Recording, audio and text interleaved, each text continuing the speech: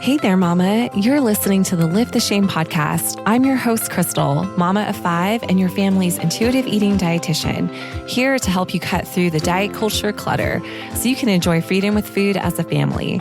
I'm on a mission to help you end the generational legacy of diet culture in your home so you can experience motherhood free from food guilt and body shame.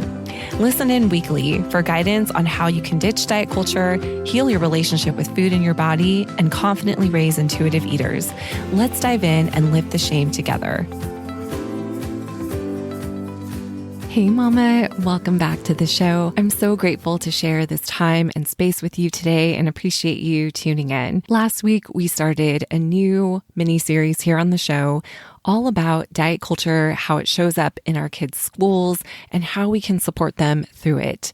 I know this can be a really challenging topic, and my hope is that I can bring you some resources and support to empower you through this so that you can help your kids become impervious to those diet culture messages that are so subtle and sneaky and show up in really unexpected ways. Last week, we talked about the different ways that diet culture can show up in the school setting, in the classroom, in curriculum, on standardized tests, on sports teams. There's various ways in which diet culture can show up. And sometimes it can really catch us off guard. I know I shared this last week, but when I was helping my daughter with a test online and saw a question about how many calories this child needed to burn off based on what she had eaten, and this was a math question that she had to solve, it just totally caught me off guard.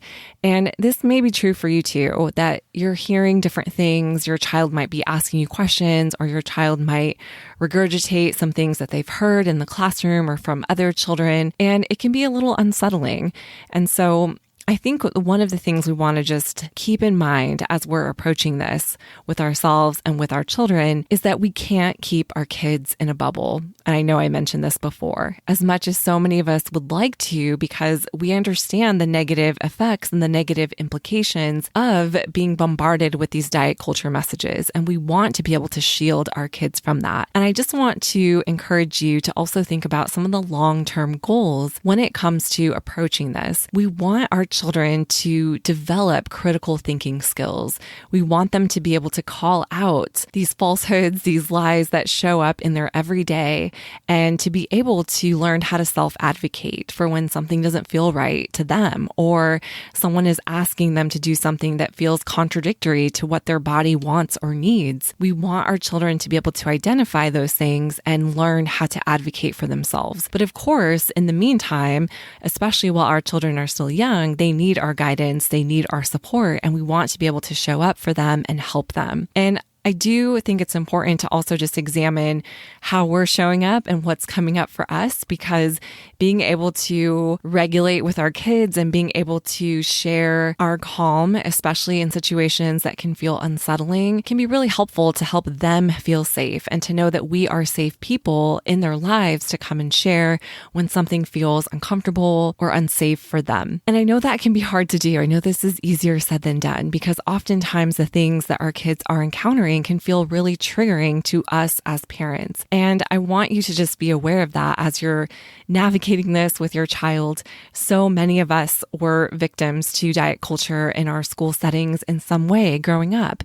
And it may feel painful for you when you look back at your childhood experiences and realize that you maybe didn't have a caregiver who came alongside you and supported you or advocated for you, or was just a safe place for you to share some of the things that you were questioning or maybe confused about. A lot of us didn't have that, unfortunately. And so it can be painful and hard when we see our kids maybe going through similar things and also reminded of our own wounding around this, where maybe we fell victim to some of the things that we heard, or different assignments that we were given, or peers who were engaging in dieting or disordered behaviors and never had anyone to come alongside us. And so I just want you to be aware of that and what's coming up for you as you're thinking about some of these things, as you're navigating them. Maybe you still have younger children who are not yet being exposed to this in different ways, or maybe your child hasn't just encountered this yet. However, I do think it's important to realize and just be cognizant of the fact that our kids likely will encounter diet culture in some shape or form, whether it's from well-meaning family members or teachers teachers or providers, from their peers. It shows up, and that is because our society is so inundated with these messages. And again, we want our children to be able to develop the skills to learn how to recognize them and challenge them, and also just protect their bodies and what they need and their mental health and all those things that are so important to having a good relationship with food and their bodies. So today, I just wanted to give you some practical things to think through if and when your child is encountering diet culture in some shape or form at school. And much of this is shaped from my own experience with my own children. Right now, at the time of this recording, we have 5 kids ranging from ages 5 to 13. So we have elementary and junior high right now. And I will tell you that it shows up in many different forms along the spectrum of school age years. So I broke this down into 4 different things that I want you to think about.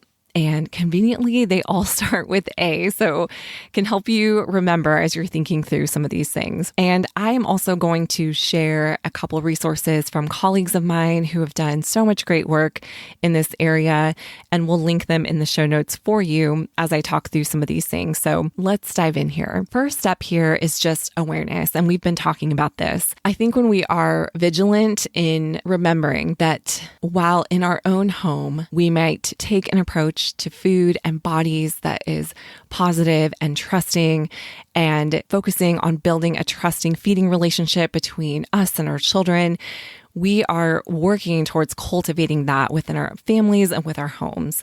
And while that might be the norm within your own home, again, it's important to remember what mainstream culture is like. It's very centered and grounded in diet culture.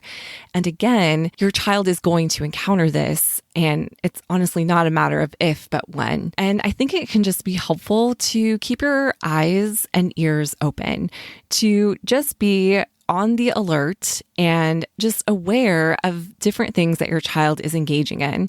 And some things that really come to mind here are your child's lunch eating situations, if your child's on sports teams, and any wellness curriculum that might be coming up for your child. And sometimes this is showing up in physical education, so in PE. And just kind of keeping an eye on those realms and assessing like what's going on, and even just having conversations with your child and leading with curiosity here to understand maybe what they're being exposed to, and is diet culture showing up in any shape or form.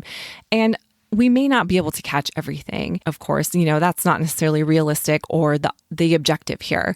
However, we just want to be aware of how this might be surfacing and where it's showing up. And I think when we can just keep an eye on those big areas, because this is where it tends to show up in the school setting, in PE or wellness focused activities or class, in your child's eating environment. So is there food policing happening? Is there talk about food? Is your child maybe being pressured to eat in a certain way, or maybe not allowed to have packaged items, or is feeling stressed about being able to have something sweet? Just keeping an eye on those type of things. And also sports teams. So if your child is engaging in a sport or an athletic venture, you do want to be aware of what is the culture like on their team, with the coaches, all of that, because that can also be a prime breeding ground for diet culture. And these are things that we want to keep at the forefront of our mind. So awareness is definitely the first step. The second step here is just to assess how any potential encounters that your child is having with diet culture topics or things that are coming up around food or their bodies, you want to carefully assess how are these things impacting your child and their individual relationship with food, how they feel about their bodies, and how they are eating. Now, this can be a little tricky, but one thing that I look at here, I tend to try to triage things, because again, not every single thing that our child encounters is necessarily going to warrant a conversation with the teacher or the principal. And those things are necessary at times. However, that may not always be the case.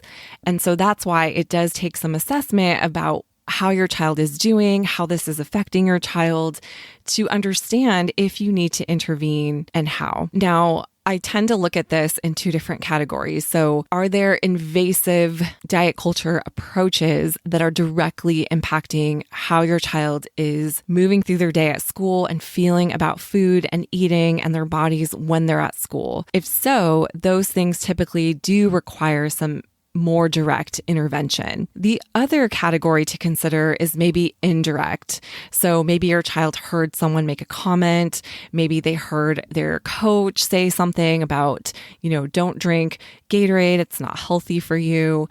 Whatever that might be, some of these might be having an impact, but it may not be as invasive as other things that may potentially be coming up. And so really, I just encourage you know your child best, to really have an awareness of how some of these things are coming up. And then number two, assessing how they may be potentially affecting your child. So just to give you an example here, this is something that came up with a really close friend of mine who was sharing with me how her daughter was starting to feel anxious about her lunch and going to school. And it really required her taking a deeper look and asking some questions. And this is always my suggestion too, because sometimes when we're aware of what's coming up, we want to just jump in. It's like Mama Bear shows up full force. What is happening here? Let me figure this out. And I think it's important, again, to lead in with curiosity and really try to understand what is happening. And this is where open-ended questions, feeling out how is your child feeling? How is your child responding? How is your child being affected by anything that's potentially happening? And my friend was telling me how her daughter would come home with oftentimes her sweet portion of her lunch saved in her lunchbox. And she's like, it's so weird. I can't figure it out, because she always loves these things. She's always asking about them. And she was being really intentional about incorporating those aspects of food that her child loves in her lunch. And her daughter was coming home with them uneaten, unopened, still intact in her lunch. And she seemed stressed and anxious. And this is where I think my friend did an amazing job attuning to her own child and to her child's emotional state. And this is something I also want to encourage you with as well. When we can attune and be attuned to our kids and their emotional states, and also remembering that with our children, their behaviors that they're engaging in are forms of communication. Oftentimes, our children don't yet have the language or the vernacular to describe what is happening for them emotionally or what's coming up for them. And so we might see this expressed in different behaviors. And so when we can be attuned to our children, this can help clue us in, is something going on? And now, how can I assess how this is affecting my child? And so my friend was telling me, she just seems stressed. She worries about lunch. And she started asking some open-ended questions. And sure enough, she found out from her daughter, who is 7 and in 2nd grade, that her teacher was asking their kids not to eat their treats.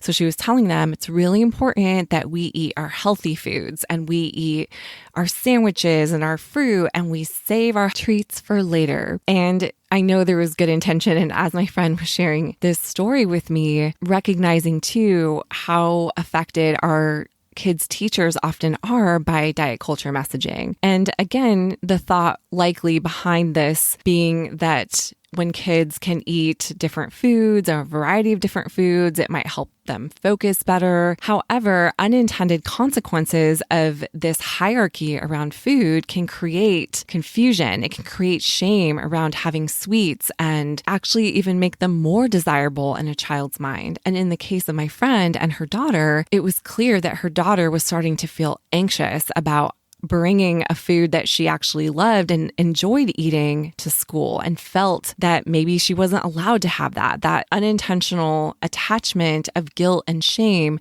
to food often happens when we create a hierarchy around food. And those are the things that can actually separate our kids from their innate intuitive eating abilities. And my friend is someone who is putting so much work and effort into really helping support her kids build a positive relationship with food and their bodies. And so naturally, she was alarmed when she uncovered this and figured this out. And so that is an example of something that is having a direct impact on a child's ability to eat, to feel safe in their bodies at school. And it just makes me think too of so many children who have sensory sensitivities or who are just more anxious eaters. And maybe the packaged item that's packed in their lunchbox is one of their accepted foods. And when we take those things away from our kids, that can just make eating feel even more scary for them. But again, these are not typical topics that teachers or aides are educated around. And there is so much good intention. However, we have to look at the impact. What is the impact of some of these approaches to food? And is it negatively affecting our kids? And in the case of my friend, she did take some steps to connect with the teacher and have a conversation because her daughter was definitely feeling anxious and not eating a whole lot when she was going to school as a result of the way that food was being approached in the classroom. And thankfully, her daughter's teacher was very open-minded and open to hearing her point of view and having a discussion around it. And so the end result did see some changes in that approach to food in the classroom. I've also had friends and colleagues who were aware of just more food policing in the classroom, and maybe it was more benign and more kind of indirect, but maybe just comments being made, not necessarily pressuring or forcing a child to eat certain things, but just subtle comments put out there. And sometimes just taping a note to your child's lunchbox saying something as simple as, "I trust my child," writing their name in there, "to eat what they need from the food that I've provided. Thank you for your concern," or something simple and straightforward like that, where maybe if your child is still too young and cannot necessarily advocate for themselves in that way, that can be a way of sharing a message and also advocating for your child. I have a amazing colleague in the feeding space who actually has what she calls a lunchbox card. This is written by Dr. Katya Roel, and I am going to link that for you in the show notes because it's brilliant how she words it. And so just printing out, it's a little downloadable. You can print out, you can cut up, you can write your child's name in there to customize it to them and stick it in their lunchbox. If you're worried about comments being made, whether it's by a teacher's aide or a teacher in the classroom, again, there may be good intention, but we always have to look at the impact. And this is why I say assess how your child is being impacted by these various forms of diet culture in the school setting. For some children, if they're hearing some of these comments, they may not necessarily fully understand what's being implicated, or they may just not be taking it in. So for some kids, it kind of just rolls off their back where there may be some comments being made, but it's not anything that your child is necessarily internalizing or carrying with them. That's why it's really important to assess your individual child. You know your child best. You understand their temperament. You understand their feelings and their emotions and their behaviors. And this is where you as a parent have that superpower of being able to attune to your child and assess, all right, I know some of these things might be coming up. Something seems off. Let me figure out what's happening and how is this affecting my child. And this leads me to the third point here, which is advocating. So certainly in those situations where there's a direct effect happening on your child as a result of certain approaches to food or just subtle ways that diet culture is showing up in the classroom or in the school setting or in a curriculum or maybe an assignment that your child is given, there will likely be some times where your child does need you to step in and advocate for them. And this can go many different ways. And I also think it's important to understand what is your capacity. There are so many things that we can be doing to advocate for our kids, and we just want to burn diet culture to the ground so that it's not something that our kids have to deal with. But unfortunately, it's not that easy. It's a hard road ahead, and we're doing the best we can. And I do think it's important to just honor whatever season you're in and whatever capacity you may have. I know parents who are in seasons of life where they do have more capacity and can take on more advocacy work at the state level and are talking and meeting with legislators and curriculum writers and doing amazing work. And I also recognize that you might be in a season of life where getting your child out the door for school with 2 matching shoes on is enough in itself. And so I just want to put that out there because sometimes we can put everything on our shoulders and burden ourselves with that responsibility to change everything. And just remember that this is a systemic issue and it takes multiple people speaking up, coming together, working together to create the changes that we want to see for our children and future generations. So you don't have to take it all on yourself. It's not going to change overnight. And the work that you're doing in whatever capacity that you have matters and your voice matters. And there's various ways that we can advocate. And I just wanted to share a couple things here that I think are important to keep in mind as you're approaching this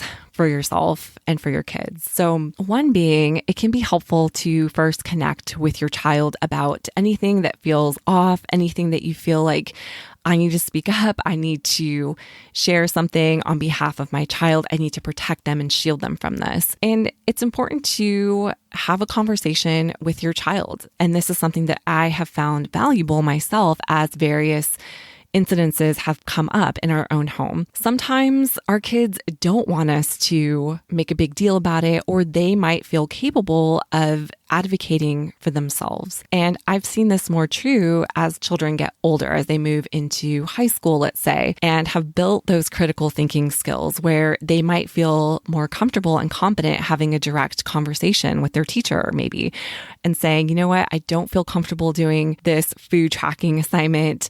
Is it okay if I have a different assignment? Can I do something else instead? Sometimes our kids might feel comfortable and capable of doing that themselves. And we want to honor also what our kids are capable of doing and not just kind of override them in the process of trying to advocate. So I think starting with our child and having a conversation, leading with curiosity and understanding how is this affecting them? What do they need from me? And that's often a question that I suggest is asking your child if they are able to compute that question. Like, what would be helpful for you in this situation? Sometimes they don't know, and sometimes they do. And this really depends on the age and temperament of your child. But again, something to keep in mind. The other thing here about having a conversation with our children is to understand what meaning they are assigning to the various forms of diet culture that may be coming up for them.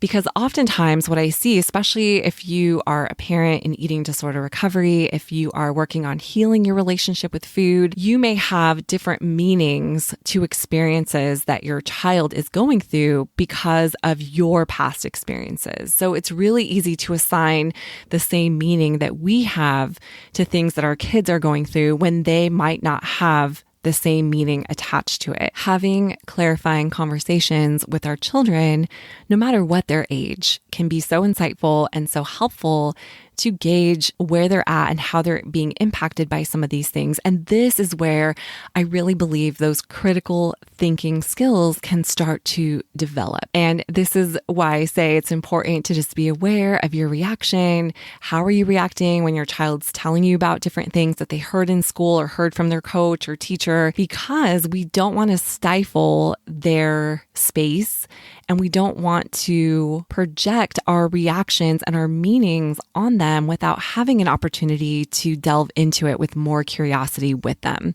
So as an example of this, one of my daughters was asking me if apples were healthy. And it kind of came out of nowhere. And I was just like, oh, that's an interesting question. And she was in the kitchen and I was in the kitchen and she was just like, Mom, are apples healthy for you? And I, of course, was caught a little off guard, but just was like, that's a really interesting question. And the first thing I asked her, I said, where did you hear that word from? I'm just curious. And she was like, oh, I heard the teacher saying in school that we should eat our healthier foods. And I just asked her, I said, healthy is a really interesting word. What do you think the word healthy means? And she kind of thought about it for a while and didn't really have a whole lot to say. And I just asked her, I said, what if someone was allergic to apples? Do you think it would be healthy for them to eat apples? And she was like thinking about it. I'm like, no, definitely not. And I was like, yeah, healthy means different things to different people. And there's so many different things that our bodies need in order to be functional, be strong, to be able to live our lives and enjoy our lives. And food is just one small piece of that. And the message I was ultimately trying to reinforce in that conversation with her is that she's safe to eat a variety of different foods, and the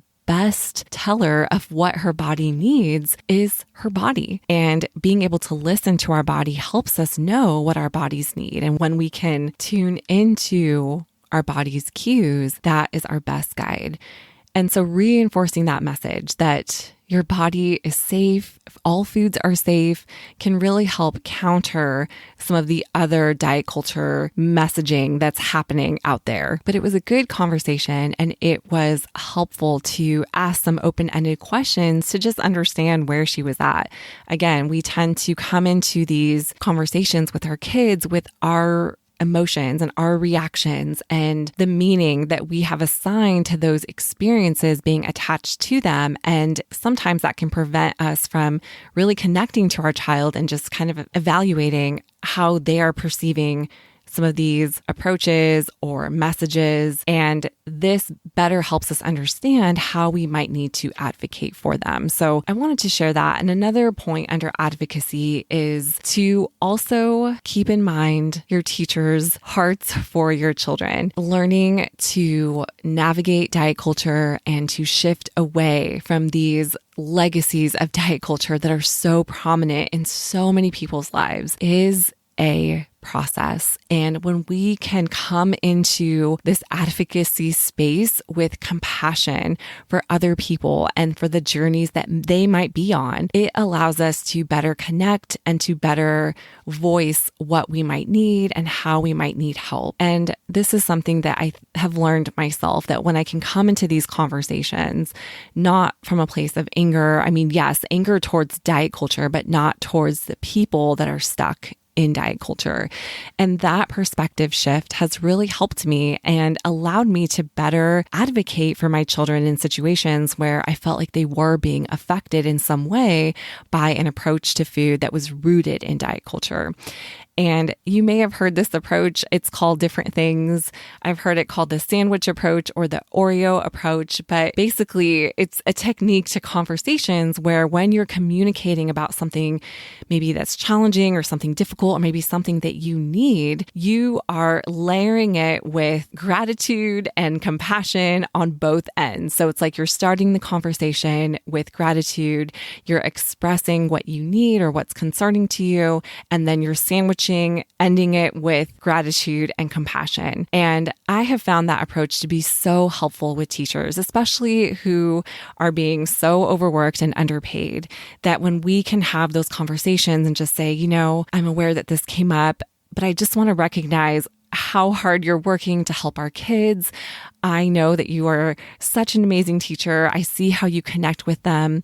When we can lead with that, it makes it easier to advocate and ask for what we need. I have also found that in-person communication can be so much more effective than an email or a phone call.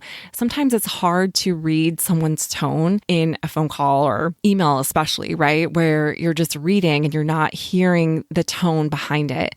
And there can be room for misinterpretation or miscommunication. And so I have found that just being able to connect with someone in person and just being concise, also just being gracious and compassionate can go such a long way. And usually when I frame it from a sense of this is what we are working on towards a family, and we could so use your help in this way when so-and-so is here at school with you, it is better received. And for me, from my point of view, this is something that I have shared with my children's teachers before when there was concerning things coming up, just sharing a little personal bit about my own journey. And it can be as much or as little as you feel comfortable with. But something I've shared before is, we have this family history of eating disorders, and I just so want my child to be able to have confidence in her body and have a good relationship with food and not worry about having this or that. And so one thing we're working on is keeping all foods neutral and just really trusting her to eat the things that she needs or wants from the things that we're sending her. And this approach has worked so well for her, and we would love if we can continue this at school. And coming from that lens, I have always felt has been so well received. And sometimes